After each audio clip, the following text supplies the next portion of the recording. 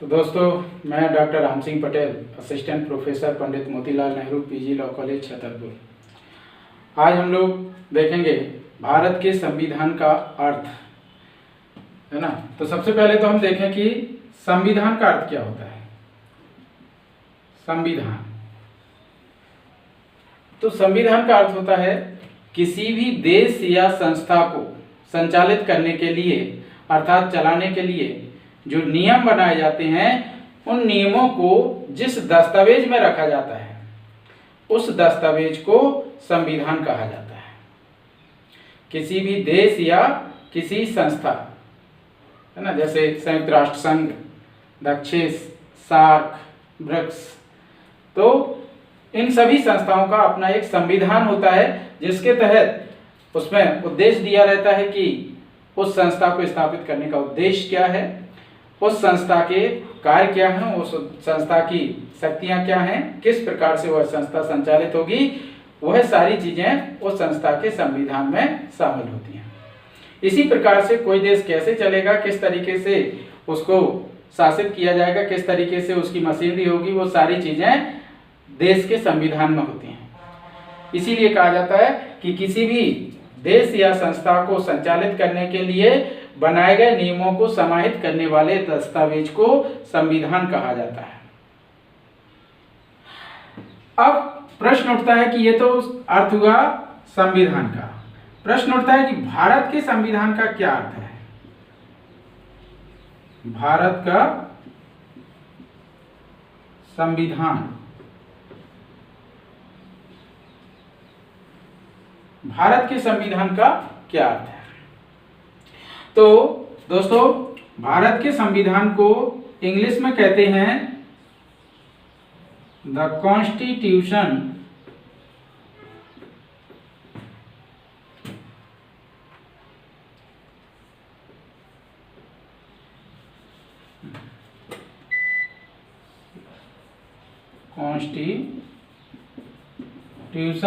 Of India, the constitution of India. Constitution शब्द constitute से बना है।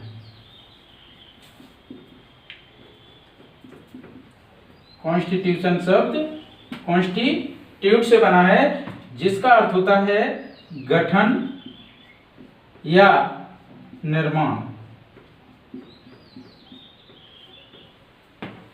दोस्तों, भारत के संविधान का अर्थ हम लोग देख रहे हैं। यहाँ पर भारत के संविधान को अंग्रेजी में हम लोग कहते हैं the constitution of India. Constitution शब्द कॉन्स्टिट्यूट से बना है, जिसका अर्थ होता है गठन या निर्माण। इस प्रकार से अगर हम देखें तो भारत के संविधान का अर्थ निकल करके आता है भारत का गठन करने वाला दस्तावेज। भारत का गठन करने वाला दस्तावेज या भारत का निर्माण करने वाला दस्तावेज, है ना। भारत के संविधान में क्या कहा जाता है, भारत का गठन करने वाला दस्तावेज या भारत का निर्माण करने वाला दस्तावेज। ऐसा क्यों कहा जाता है, इसको भी हम लोग देख लेते हैं, है ना। भारत के संविधान को भारत का गठन करने वाला या भारत का निर्माण करने वाला दस्तावेज क्यों कहा जाता है, इसको हम लोग देखते हैं। तो क्या है कि संपूर्ण भारत की जो शासन व्यवस्था है ना, संपूर्ण भारत की जो शासन व्यवस्था है, ये संपूर्ण शासन व्यवस्था 3 अंगों से संचालित होती है। विधानमंडल,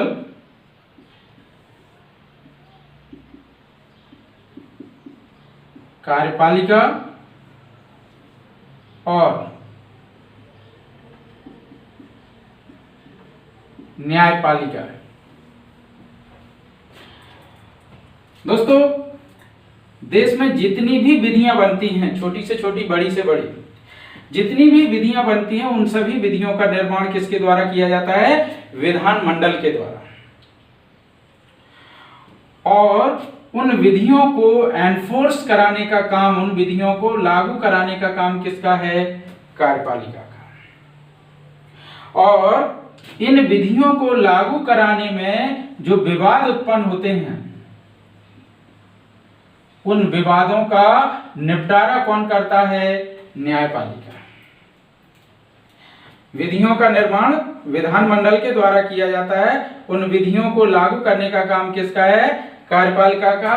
और उन विधियों को लागू करते समय जो भी विवाद उत्पन्न होंगे, उन विवादों का निराकरण कौन करेगा? न्यायपालिका। साथ ही साथ यहाँ पर विधानमंडल के द्वारा जो विधियां बनाई जाती हैं, वह विधियां वैध हैं या अवैध हैं, अर्थात सही हैं या गलत हैं, इसका निर्धारण करने का अधिकार भी किसका होता है? न्यायपालिका का, जिसको हम लोग ज्युडिशियल रिव्यू या न्यायिक पुनरावलोकन कहते हैं, जिसको हम लोग आर्टिकल 13 में डिस्कस करेंगे। तो भारत की संपूर्ण शासन व्यवस्था इन 3 अंगों के द्वारा संचालित की जाती है: विधानमंडल, कार्यपालिका और न्यायपालिका। तो यहाँ पर हम जल्दी से थोड़ा सा संक्षिप्त में देख लेते हैं कि ये तीनों संस्थाएं हैं क्या, है ना। विधानमंडल कौन है ना, ये कार्यपालिका कौन है और न्यायपालिका कौन है। तो दोस्तों, विधानमंडल को हम 2 भागों में बांट सकते हैं। एक केंद्रीय विधानमंडल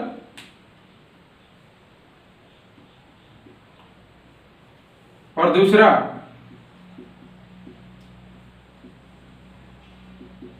राज्य विधानमंडल।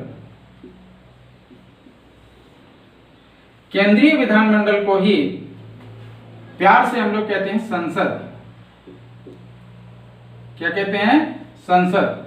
संसद 3 अंगों से मिलकर के बनती है: लोकसभा, राज्यसभा और राष्ट्रपति, प्रेसिडेंट। यदि हम राज्य विधानमंडल की बात करें तो राज्य विधानमंडल भी सामान्यतः 3 अंगों से मिलकर के बनता है: गवर्नर, है ना, राज्यपाल, विधानसभा और विधान परिषद। लेकिन ध्यान रखिएगा, विधान परिषद सभी राज्यों में नहीं है। विधान परिषद अभी वर्तमान में केवल 6 राज्य और 1 केंद्र शासित प्रदेश, अर्थात कुल मिलाकर के 7 स्थानों पर विधान परिषद है। क्योंकि ये कंपलसरी नहीं है, जिस राज्य को इसकी स्थापना करना हो करे, जिसको ना करना हो ना करे, है ना। 169 के अंतर्गत हम लोग विस्तार से देखेंगे कि किस तरीके से विधान परिषद के सृजन या उसके समापन के लिए प्रक्रिया दी गई है ना। तो यहाँ पर यदि इन राज्यों की हम बात करें जहां पर विधान परिषद है, तो वहां पर राज्य विधानमंडल का गठन राज्यपाल, विधानसभा और विधान परिषद, इन तीनों को मिलाकर के होता है। और बाकी राज्यों में केवल विधानसभा और राज्यपाल को मिलकर के राज्य विधानमंडल का गठन हो जाता है। जैसे कि एमपी, छत्तीसगढ़, है ना, आपका जो है गुजरात, इसी तरीके से, है ना, ये ऐसे राज्य हैं जहां पर विधान परिषद नहीं है, तो केवल राज्यपाल और विधानसभा। लेकिन जैसे कि यूपी, बिहार, है ना, आपका महाराष्ट्र, आपका आंध्र प्रदेश, तेलंगाना, है ना, और कर्नाटक, और जम्मू एंड कश्मीर।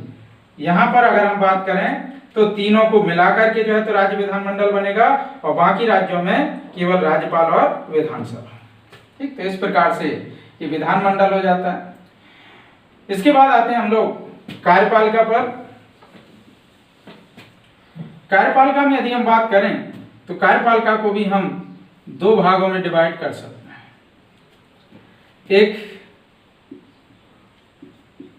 केंद्रीय कार्यपालिका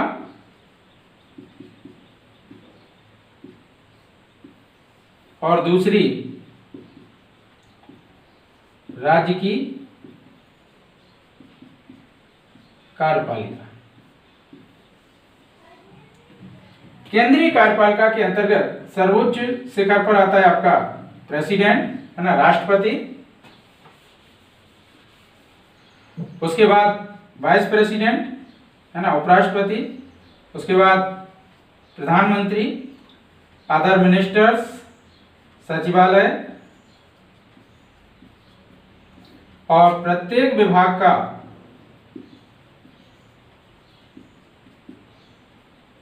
उच्च अधिकारी से लेकर के निम्न कर्मचारी तक। इसी प्रकार से अगर हम राज्य विधानमंडल की बात राज्य की कार्यपालिका की बात करें तो सर्वोच्च शिखर पर होता है आपका गवर्नर, ना, राज्यपाल। उसके बाद अपना सीएम, मुख्यमंत्री।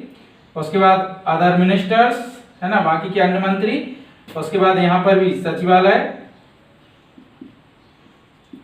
उसके बाद यहाँ पर भी प्रत्येक विभाग के उच्च अधिकारी से लेकर के और निम्न कर्मचारी तक, है ना। तो ये पूरी की पूरी आपकी राज्य की कार्यपालिका हो जाती है। तो इस तरीके से हमने ये भी देखा कि कार्यपालिका क्या है। इसके बाद हम लोग आते हैं न्यायपालिका पर।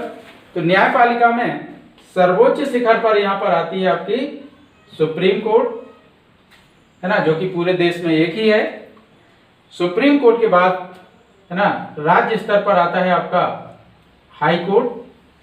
प्रत्येक राज्य के लिए एक हाई कोर्ट होगा। हालांकि प्रत्येक राज्य में नहीं कहा, प्रत्येक राज्य के लिए, है ना, अर्थात एक हाई कोर्ट एक से अधिक राज्यों के लिए हो सकता है।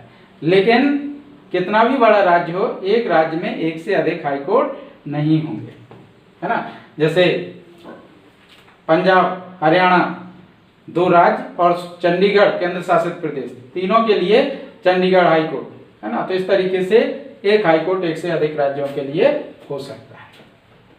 उसी प्रकार से जब हम जिला स्तर पर आते हैं तो यहाँ पर 2 भागों में जो है तो बढ़ जाते हैं, है ना, सिविल और आपराधिक। सिविल और आपराधिक। सिविल में जिले का सबसे बड़ा कोर्ट होता है डिस्ट्रिक्ट कोर्ट, है ना। डिस्ट्रिक्ट कोर्ट, इसमें 3 प्रकार के जजेस बैठते हैं। डीजे, है ना, अर्थात डिस्ट्रिक्ट जज। एडीजे मतलब एडिशनल डिस्ट्रिक्ट जज।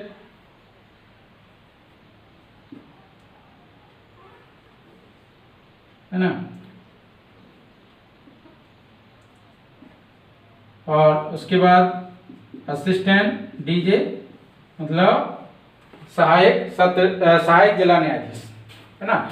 डिस्ट्रिक्ट कोर्ट के बाद नीचे आता है आपका सीजे फर्स्ट का कोर्ट और उसके बाद आता है आपका सीजे सेकंड का कोर्ट। यहाँ पर सिविल की स्थिति क्लोज। आपराधिक में यदि हम बात करें तो आपराधिक में भी यहाँ पर जिले में सबसे बड़ा कोर्ट होता है आपका सेशन कोर्ट, है ना। इसमें भी 3 प्रकार के जजेस बैठते हैं, सेशन जज, एडिशनल सेशन जज और असिस्टेंट सेशन जज। इसके नीचे अगर हम बात करें तो सीजेएम का कोर्ट होता है चीफ जुडिशियल मजिस्ट्रेट, है ना।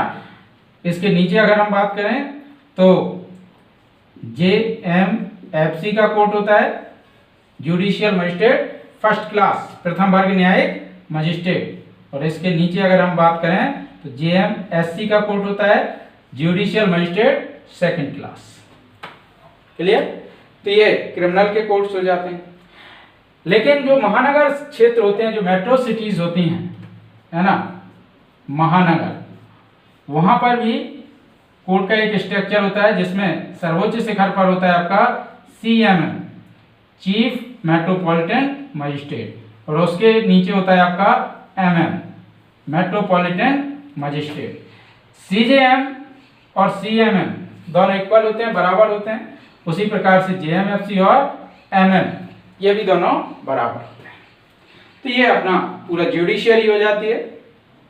तो इस प्रकार से हमने देखा विधानमंडल, कार्यपालिका और न्यायपालिका। अब ये पूरा का पूरा स्ट्रक्चर देख करके यहाँ पर आप देख सकते हैं कि भारत में शासन व्यवस्था से जुड़ा हुआ कोई भी काम ऐसा नहीं है जो कि इस स्ट्रक्चर के अंतर्गत ना आ रहा। सारी की सारी शासन व्यवस्था के कार्य इस स्ट्रक्चर के अंतर्गत आते हैं। वह या तो विधानमंडल के अंतर्गत आता होगा, या कार्यपालिका या न्यायपालिका। और तीनों संस्थाओं का गठन या निर्माण किसके द्वारा किया जाता है? तो तीनों ही संस्थाओं अर्थात न्यायपालिका, कार्यपालिका और विधानमंडल, तीनों ही संस्थाओं का गठन या निर्माण कौन करता है? भारत का संविधान। तीनों का निर्माण कौन कर रहा है? भारत का संविधान। तीनों का गठन कौन कर रहा है? भारत का संविधान। इसीलिए इसे कहा जाता है भारत का गठन करने वाला दस्तावेज, है ना। भारत के संविधान को क्या कहा जाता है? भारत का गठन करने वाला दस्तावेज या भारत का निर्माण करने वाला दस्तावेज। ठीक, तो ये भारत के संविधान का अर्थ हुआ, है ना। तो आज के लिए इतना ही पर्याप्त है। बाकी हम लोग अगले वीडियो में आगे देखेंगे संविधान के निर्माण के इतिहास को, कि किस प्रकार से संविधान का निर्माण किया जाता है, किस किस प्रकार से संविधान सभा का गठन किया जाता है, वो सारी चीज़ें। तो अगले वीडियो देखने के लिए आप अधिक से अधिक चैनल को सब्सक्राइब करें और बेल आइकॉन को जो है तो दबाएं, जिससे कि आपको नए नए वीडियोस मिलते रहें। धन्यवाद, नमस्कार।